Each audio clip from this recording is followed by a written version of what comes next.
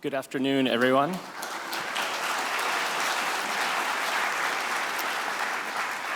My name is Brad Diehl. I'm the lead programmer for the TIFF Cinematech section here at the festival and the Master section. And it is my distinct pleasure to welcome you to this afternoon's screening of Terrence Malick's A Hidden Life.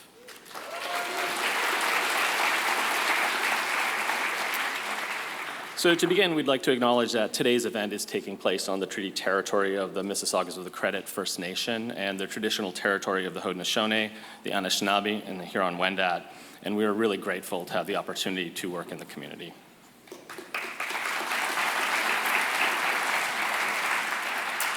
Just a reminder that this film is eligible for the Grolsch People's Choice Award, and you can vote for your favorite films at tiff.net/vote.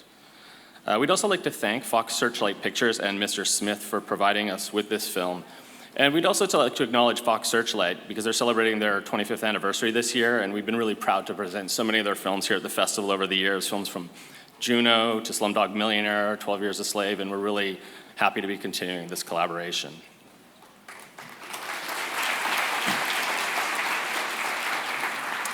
So I'm really thrilled to be presenting A Hidden Life in our master section here at the festival. Terrence Malick is back, and I think he's working in top form with this really powerful new film. It's a searing exploration of the consequences of upholding one's convictions and provides us with a lot to consider, not only facing our past, but I think also the complex world that we find ourselves in today. Unfortunately, Mr. Malick can't be here with us at the screening today, but we're very lucky to have a couple of his collaborators here with us. So please join me in welcoming the stars of A Hidden Life, Valerie Pashner and August Diehl.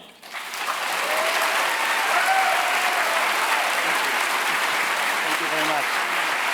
Wow.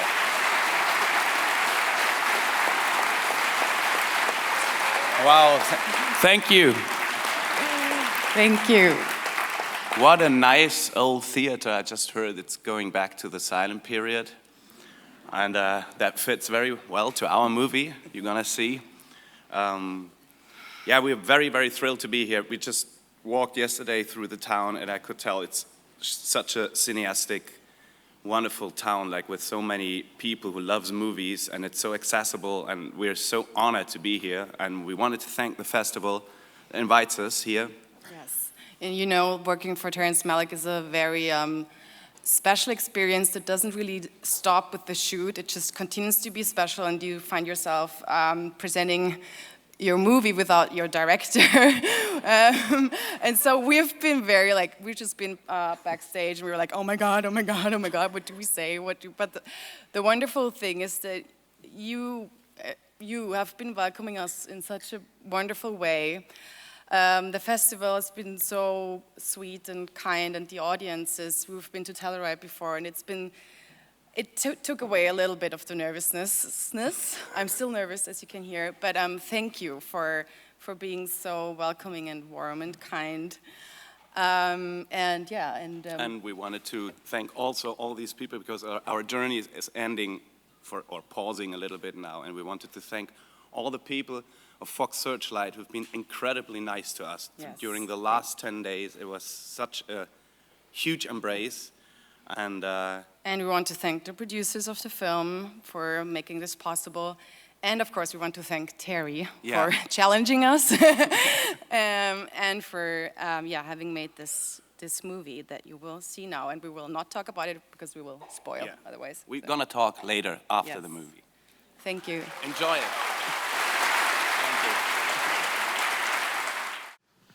Please welcome back Valerie Pashner and August Diehl.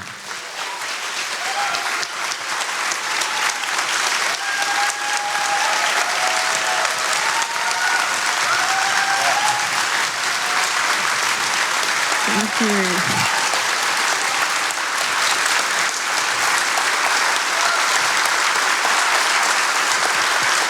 Thank you. Oh my God.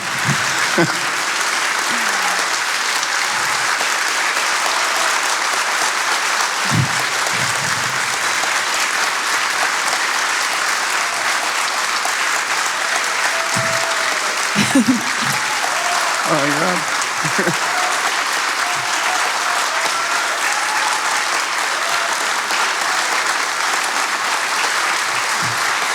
No, Thank you so very much.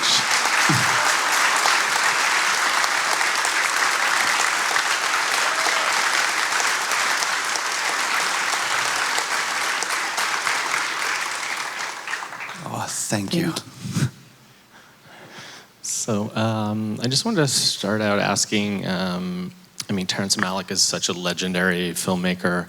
How did you become involved in the project? And then maybe talk a bit about the process of working with him and what kind of atmosphere he creates to get these kinds of amazing performances.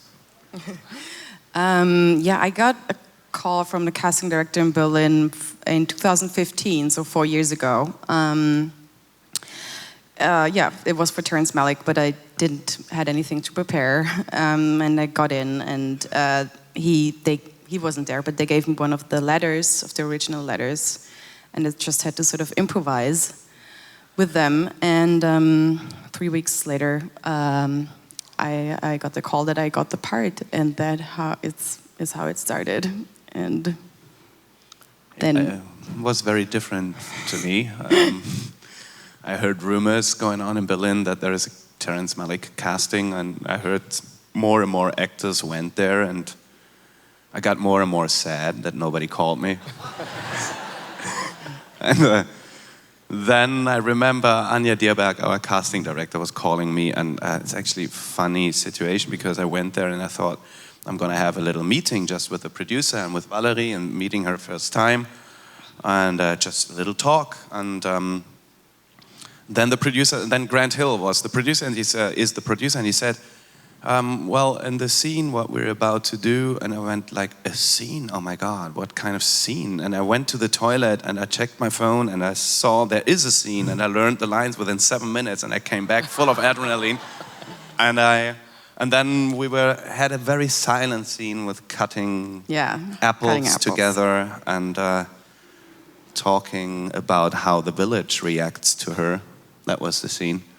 Yeah, August was the last one to come in, and it was quite clear immediately that it's gonna be. I had us. a good feeling too. Yeah. Yeah. And then maybe about on location, how was it working with Terrence? I guess what is like really the most striking thing is how much freedom he gives you in any sense, like in the sense of, you know, time. You have those 20-30 minutes takes, and then also in the sense of space, because we could use, you know, the farms that you see, that's like all, you could just use it as a playground. You can just, you know, do anything and run away, or in the camera, you know that the camera follows you and there's no cables, there's no lightning, you know, so, and then also that he really allows you to contribute. I really felt like after the first or second week, I really felt like, oh, I can actually, there's so much space that I can actually, as an actress, also contribute to the story. And in the end, like a lot of scenes that you see are things that we improvised, or are things that, you know, ideas that we came up to. And Terry was very welcoming that. He actually wanted us to contribute. And I think that was like the most striking thing, and very unusual, and also very wonderful, because you can really create. It was also in a very nice way, very exhausting, because we were constantly on camera. There was like from morning to evening, no break, no light changes or counter shot changes. We were constantly on, and so this brought us really into a real life. We lived on the farm. I remember I was in the morning going on set, not thinking about a certain scene. It was more like, I have to change the hay again, and I have to do this. And so we were really we lived it. And also, the fact that we were always on, no matter what we did. I remember also that I slept once on a meadow, and when I woke up, the camera was here, and it's just doing everything what they can catch was on camera. And a very close work also with the DOP. I mean, it's amazing. You can really feel the physicality in all of it, and how familiar you are with the land and the spaces and everything. I was wondering, was there any additional research that you did on the film, or did Terrence assign you any additional research for the roles? Probably the most important thing were the letters that he sent to us really very early, And I think they were really the first and also the most important research, because you really feel in the letters, you feel already everything about them, their love, their faith, the way they worked. And another thing was farm working. Because so we learned how to use a scythe and how to churn butter and milk a cow, and that really turned out to be more important than the acting in a way. We were doing more farm work than acting. Yeah, It's fun. it was. Okay, maybe we can open up to the audience now. If you just raise your hand and I'll repeat your question just so everyone can hear. We'll start up front here. Obviously, like limited dialogue. So when you're on set, say you're working on a scene, and you guys, like, I guess, how is it that you guys sort of work with the director, Terrence Malick, to kind of build the scene, to make sure that there's a progression from where you need the scene to go? Do you think that way, you have no dialogue, and kind of really work on it? Yeah, we had a little bit of dialogue. Oh, sorry, just so yeah, people I at the top repeat can the hear. question, how it Okay. how it is to work a scene from A to B with a certain progress with so less dialogues. But there were dialogues, and even more at the beginning. I remember that Terrence was often saying, "Yeah, let's do the scene again, but without the dialogue. Just think the dialogue." And I noticed also in his other movies, like the bigger the character, the less he's talking. It's actually a very nice thing.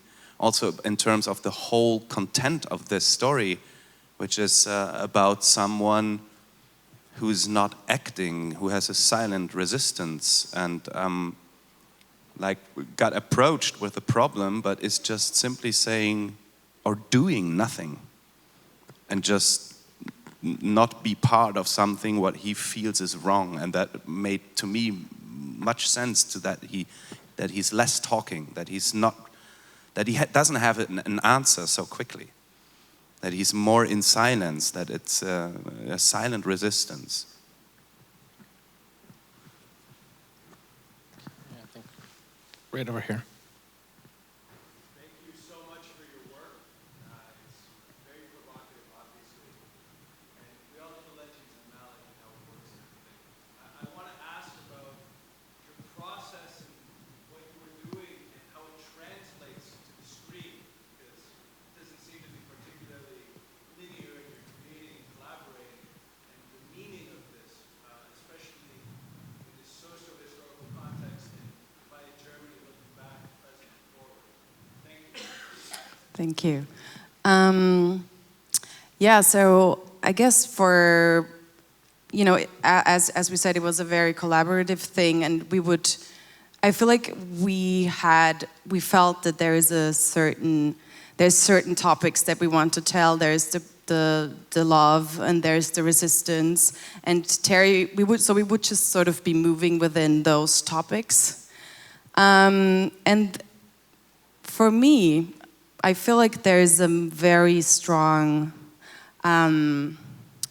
sense of this, you know, what he also says in the film, that if we have free will, we are responsible of what we do and what we fail to do. And that seems to be such an important question. It was back then, it is now, it is always an important question and an important thing to do. And I felt working with that, like really trying to get close to people who really did that, who really, although it would bring the worst consequences to their lives, did not compromise and really stood up to what they felt is right. That was really, within the process, the creative process itself, it was sort of strengthening and elevating in a very weird way, but you just could feel how strong that is and how strong that could be. It was very helpful that we did, when I look back, we did the movie in a very chronological way. It was really the first part, the life in the valley, and then it developed more and more into the darker things. And so we really went through this process, and I remember I went more and more silent, and inside also. And I remember this sentence from the generations of my parents during the 60s in Europe, in Germany and France during the student manifestations, and there was this sentence, imagine there is a war and nobody goes. And it made me think about that actually our world, the world of tomorrow is actually because of us, like because of the simple people, of the hidden lives, of the ones who, like how we live our everyday life. And I went more and more into this process. And even the powerful decisions of powerful politicians and people, they're nothing if we just would say no to certain things. Without even an explanation, just out of saying we feel wrong.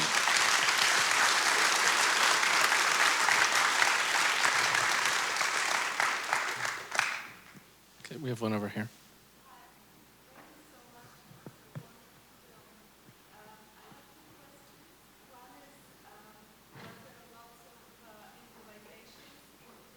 Oh yeah.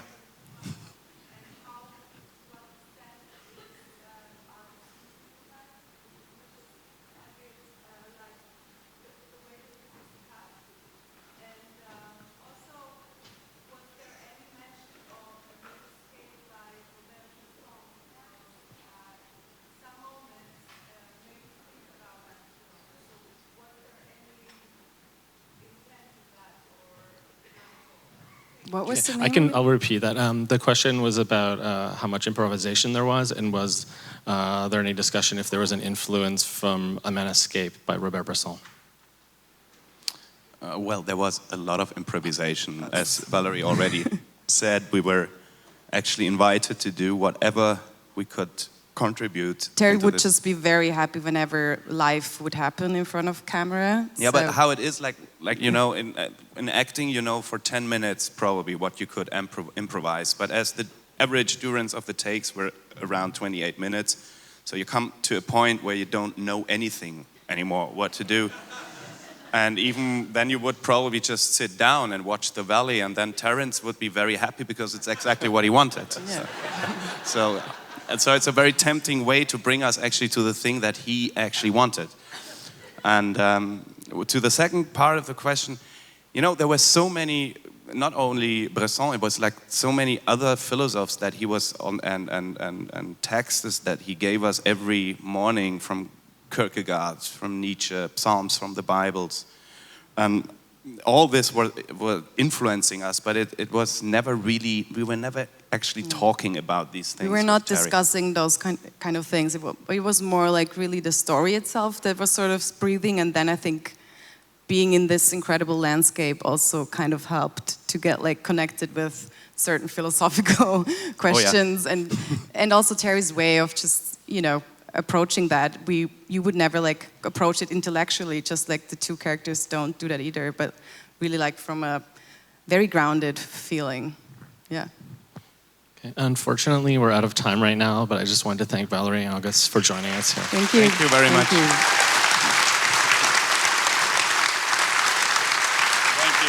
Thank you very much.